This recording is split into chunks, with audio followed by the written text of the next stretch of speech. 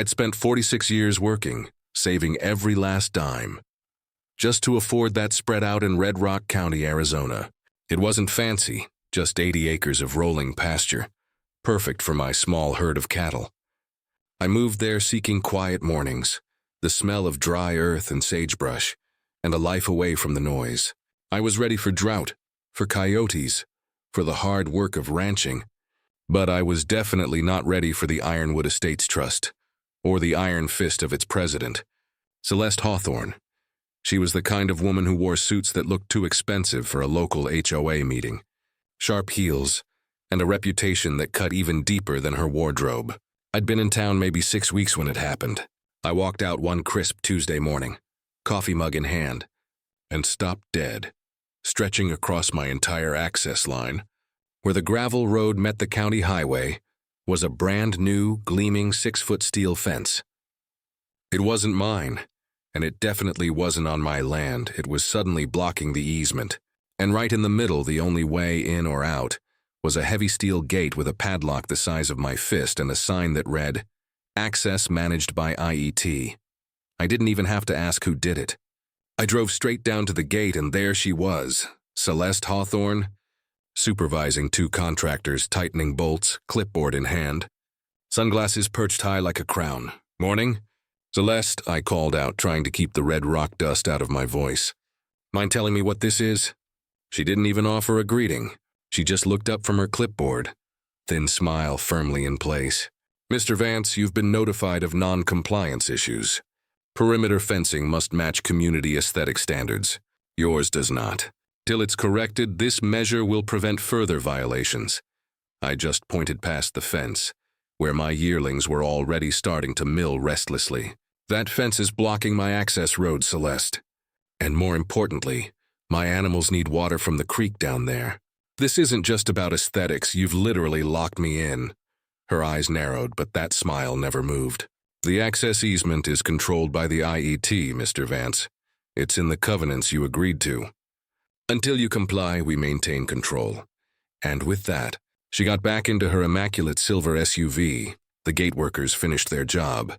The lock clicked shut with a sound that felt entirely too final, and she drove off, leaving me standing there, a grown man, a property owner, trapped behind a fence I didn't build, holding a mug of cold coffee.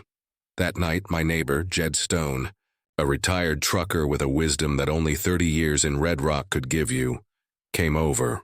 He looked at the paperwork, the fines, the notices, and just shook his head, sipping his whiskey. "She's been doing this, Elias," Jed muttered. "Celeste wraps this whole board around her finger. She uses the rules like a weapon. If she doesn't like you, or if you challenge her sense of control, she makes your life miserable." I told him I didn't move out to the country to be pushed around by a committee. But Jed warned me, "She won't back down, and she sure as hell won't give you that key unless you play her game." The game escalated fast. The fines jumped to $100 a day, and then, the truly unforgivable move, Celeste used the new fence to cut off my cattle from the primary creek access. My backup tanks were just that, backup. If we hit a heat wave, my herd would suffer, maybe die. That wasn't compliance. That was cruelty, hidden behind a thin veil of legal authority. I went to the HOA meetings trying to argue reason, property rights, animal welfare. It was useless. Celeste was Teflon. "You have other water sources," she'd claim coolly, citing some satellite imagery, as proof I could run my ranch from space. "You're standing in the way of my livelihood," I shot back at her during a mediation session. "This isn't just about a fence. It's about life and death for my animals." Her response was always the same, a cold, smooth echo. "The rules are the rules, Mr. Vance." I realized then that this wasn't about the fence. It was about power. Celeste had built a whole culture of fear here, making every neighbor nervous to cross her. And I was the one who was drawing a line in the dust. But I wasn't just going to fight her war with paperwork. I was going to find the weak spot in her entire operation. I drove into town and met with my lawyer, Walter Sims. He was good, but he was cautious. He confirmed the bad news first. The covenants I signed did give the IET broad, almost ridiculous control over the easement. "But here's the thing, Elias," Walter said, tapping the documents. The fence is on the easement, but the actual lot of land the gate is physically anchored to, that small, half-acre strip right up against the county road, it's technically separate from both your ranch and the main HOA holdings. And look here, it's been quietly listed for sale. My heart hammered. I saw it immediately, the choke point, the key to the entire operation. If I own that strip, Walter, I own the gate, right? You own the gate, you control the access. It's that simple, he confirmed. But Celeste can't know it's you. If she gets wind of this, she'll buy it herself, or tie it up in court forever. We had to move like ghosts. I called an old friend, Marcus Ray, who ran a property management LLC 2 counties over, and explained the situation. Marcus was a man who loved an underdog story, especially one involving a smug HOA. He agreed to set up a clean, anonymous offer under his company's name.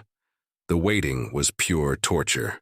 Every time Celeste drove past my place, I had to keep my face a blank slate, pretending I was still just the cranky rancher arguing about his fines. I'd see her standing by the gate with her board members, looking satisfied, believing she was winning. I let her think it. The trick was to let your opponent celebrate right up until the moment they realize they've walked into your trap. Then, one Friday morning, Marcus called. "It's done, Elias. Escrow's open, deposits down. We're locked in." I felt the deepest breath I'd taken in months leave my lungs. Closing day was quiet, almost anticlimactic. We met at the title company's small office. My name never touched the paper. It was all the LLC. When the papers were signed and sealed, the title agent slid a heavy silver key across the desk, the official key to the gate. I picked it up. It didn't just feel like metal. It felt like leverage. I drove straight back to the ranch, parked down the road, and walked to the gate that had defined my life for the past 2 months. It stood there, a symbol of arrogance and unwarranted power.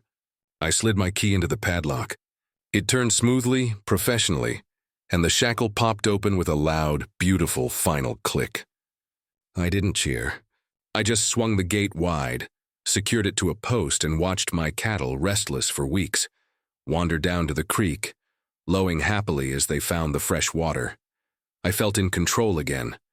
That feeling lasted exactly 2 days. On the 3rd morning, a white SUV pulled up fast, spitting gravel. Celeste stepped out, followed by 2 other board members, all clipboard and indignation. "Mr. Vance," she snapped, her voice cool but with an edge of pure shock. "You have accessed IET property without authorization. We will call the sheriff." I leaned against my own gatepost, completely relaxed for the first time. "You go right ahead, Celeste. But you might want to call the county clerk first. This isn't IET property anymore. I own this lot. Bought it fair and square." Her perfectly composed face finally shattered. Her eyes went narrow, her jaw tightened. She looked like someone had just told her the rules of her own game had changed. "That's impossible. We had the right of first refusal." "Maybe you did," I said, shrugging slightly. "But you didn't use it. The seller took my offer. Now this gate and this land is mine. And I've got the paperwork to prove it." The 2 other board members exchanged nervous glances. Celeste cut them off with a look that could curdle milk. "Don't think for a second this is over. We will challenge it. We will sue." "Challenge whatever you want," I replied, my voice steady. "In the meantime, you don't control the access anymore." "I do." They left, defeated for the moment, but the tension was now a physical thing in the Red Rock air. Celeste kept her promise. Within a week, the lawsuit arrived. Pages and pages of legal jargon, challenging the sale and claiming undue influence. But by then, the whole town was talking. The local paper ran a feature. Neighbors, tired of Celeste's long